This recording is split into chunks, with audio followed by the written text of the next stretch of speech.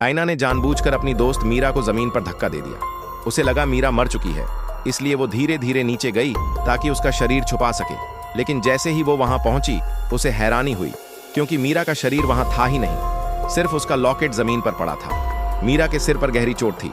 तभी उसे एइना की आवाज सुनाई दी, जो उसे ढूंढते हुए आ रही। मीरा फौरन एक बड़े पत्थर के पीछे छिप गई। एइना रोते हुए कह रही थी, मुझसे गलती हो गई, दोबारा नहीं होगा। एक पल के लिए मीरा को लगा कि शायद एइना सच बोल रही है, लेकिन उसके चेहरे पर झूठ साफ दिख रहा था। वो सिर्फ बहाने बना रही थी। ये देख मीरा चौंक गई। एइना रात भर उसे ढूंढती रही। जब उसके टॉर्च की रोशनी मीरा के चेहरे पर पड़ी, मीरा चुपचाप पड़ी रही।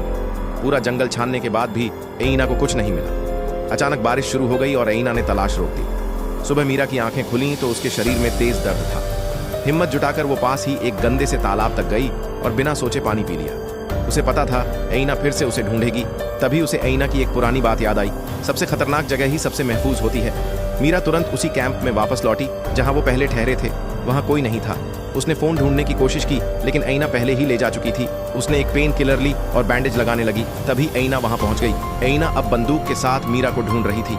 मीरा एक नाव में बैठकर भागी, लेकिन उसकी चोट की वजह से नाव बहुत धीमी चल रही थी। एइना भी बोट लेकर उसके पीछे पीछे आ गई और जैसे ही हमला करने वाली थी, कुछ लोग वहां आ पहुंचे। अब बताओ क्या मीरा बच पाएगी?